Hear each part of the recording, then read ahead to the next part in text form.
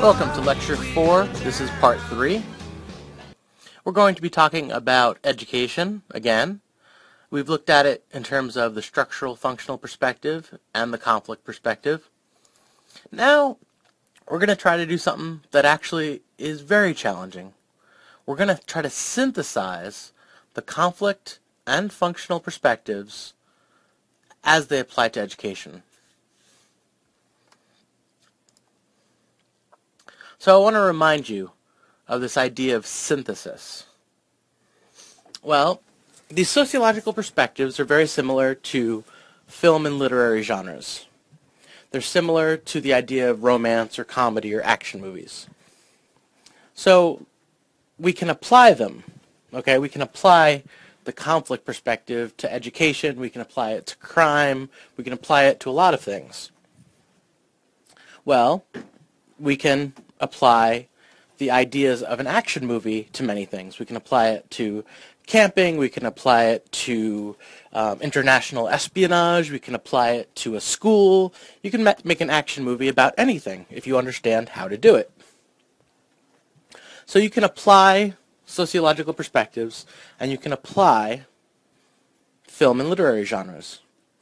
Well, we can also synthesize sociological perspectives. We can bring them together.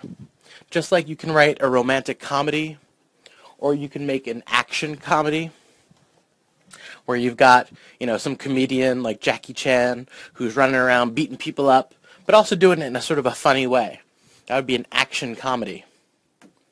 So we want to synthesize perspectives because it gets us a little bit closer to reality, and it broadens our audience.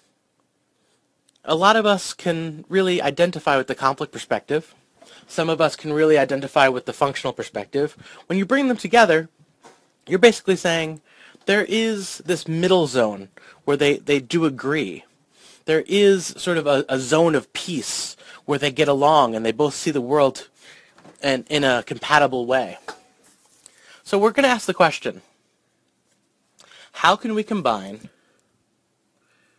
the ideas of inequality, competition, harmony, and stability? Well, we're going to use the concept called creative destruction. It's developed by a very, very intelligent economist named Joseph Schumpeter. I like this guy a lot. I'm very familiar with his work and always been very impressed with everything he writes. He's brilliant. He's dead now, but he's very brilliant. I think he's Austrian economist, or maybe German. Anyway, I like this concept because you can even hear it in the name. It's fusing two ideas that are antithetical: creation and destruction. So when you hear creation, you might hear harmony and stability. When you hear destruction, you might hear inequality and competition. And he's bringing these two concepts together. So let's look at this concept and what it basically involves. I break it down into only two steps. Step one is where there's innovation with monopoly. Innovation is basically the idea of creation. You're creating something new. You're innovating. We see this all the time when you look at a consumer item and it says, new and improved. Supposedly, they're innovating. They've done something new. They've made something better. So innovation is doing something new, something that's never been done before, changing something so that it's better. The other concept here in step one is monopolization. And you can think of the game of Monopoly. When you control something completely, if you control one whole side of the board on Monopoly, you've monopolized that strip of the game. And nobody can go down that strip without landing on one of your properties. Monopoly is the idea that only you control something, or only your group controls something. So step one in the process is doing something new that only your group gets to do. So that's innovation with monopoly. Step two is when that group that innovates finally, after a period of time, because time is passing, says, you know what, we're going to let other people have that innovation. It's old now. Diffusion is another word for distributing or spreading or sharing. So step 2 is when they let people have their innovation, the old innovation, because now time has passed.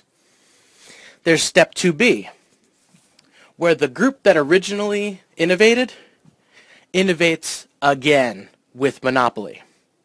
So if you think about the process, a group does something and says, only we're allowed to do it, and it's new, and it's very valuable. After time passes, maybe 10 years, maybe 50 years, maybe 100 years, depending on what we're talking about, they eventually will let other people have that innovation. But at the same moment that they let other people have it, they're innovating again. And that's where the destruction comes from. As you let everyone else, in quotes, have that innovation, it declines in value. If everyone has something, it's not as valuable. And since there's a newer innovation, it also destroys the value of the first innovation.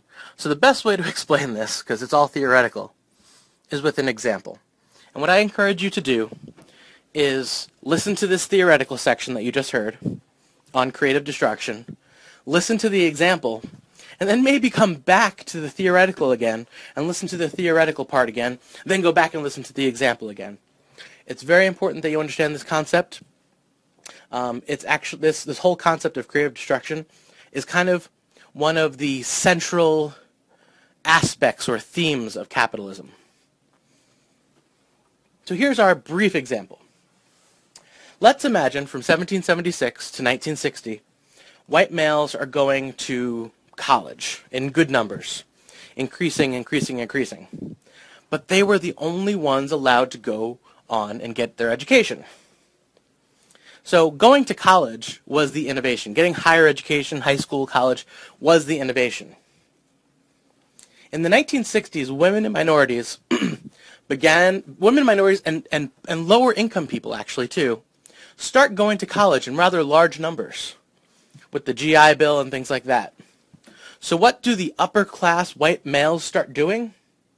They started going to graduate school and professional school in much, much, much higher numbers now. Think about this. In the past, in the 1920s, the number of people who had college degrees was very small. They were all predominantly white, predominantly men, predominantly rich men. That was the innovation. In the 1960s, they said, women want to go to college? Go ahead. We've monopolized that thing for 200 years. Sure, women, you want to let black people go? Go ahead, go to college. But the original group, the rich white males, started going to get their masters and PhDs and medical degrees and law degrees in much, much higher rates. So that's the brief example. If you want to go into details of it, you can think about, even high school. You can think about elementary education. African Americans did not even get a very good elementary education. Whites innovated, they monopolized that type of education, and they would not let minorities or women even get elementary education for a long time period. So if you look into the minutia of educational history, there's always been this idea of the rich white males doing the educational innovation first. If they let women and minorities do it after a while, they are innovating and going to college. And when they get to college, they start innovating and going to graduate school and professional school. So today, a lot of women and minorities are going to graduate and professional school. So as you can imagine, the rich white males, maybe they're innovating again. Another important aspect of this story of creative destruction is the idea that, are we really improving our education when we get more education than our parents? A lot of people say, oh, well, my parents only had a high school education, and I have a college education. But you have to ask yourself, when you put it in historical context, are you actually improving? Is a college education today equivalent to your parents' high school education? So if your parents were working class, and you're saying, oh, I'm going to go to college and I'm going to get a bachelor's degree, are you actually improving on the educational outcomes of your parents? Or are you doing about the same? Because today, a college education is equivalent to the high school education of the past. The value of a bachelor's degree today is not what it was in the past. If you look at the great inventors of the early 20th century, these guys either only had a bachelor's degree or they had 2 to 3 years of college. And they were the greatest inventors and minds and entrepreneurs of the early 20th century. Because at that moment in history, a lot of people didn't have bachelor's degrees. But today, a lot of people do. So the value of the degree goes down. The other way I like to teach this is in terms of hand-me-downs. We can call it creative destruction, or we can call it hand-me-downs. If you think about your family, maybe dad has a shirt, I have a shirt, I'm a father, and when it starts to get a little bit old and ratty, I can give it to my son. He can wear it. When he grows out of it, he can give it to his little brother. Now, this is very similar to creative destruction. Inequality is institutionalized. The lowest man on the totem pole stays the lowest man on the totem pole. If you're the little brother in a family, dad wears it, big brother wears it, middle brother wears it, little brother gets it last. By the time the little brother gets clothes, they are real old and raggedy. I don't know if you figured this out yet, but I was the youngest one in my family. So I'm pretty familiar with the youngest brother getting the worst. But what we're talking about here is the system of hand-me-downs, where there's always a group that's getting the new, the shiny, the innovative thing, and it gets passed down in an institutionalized fashion from the top to the bottom. And the top guy, the person at the top, the father, the rich white male, whoever it is always getting the new thing. And the little brother, the youngest member of the family, is always getting the leftovers. That's creative destruction. It's just like hand-me-downs with clothes in a family. And the idea here is that creative destruction basically reflects the assumptions of both the functional and the conflict perspective. So what I'm asking you to do is go to your discussion board and talk to your classmates about how this concept is reflecting both perspectives. How does it reflect stability of a system, the harmony of a system, and yet still reflecting the assumptions of inequality and competition? I just want to give you one last example of this concept because it came to my mind, and that's consumer electronics. The way consumer electronics spread are rich white males tend to get the innovation first. So when DVD players first emerged, you had rich white males were the ones buying them. They were expensive. Then that brings the price down of the consumer good. It spreads down to the middle class and eventually to the working class.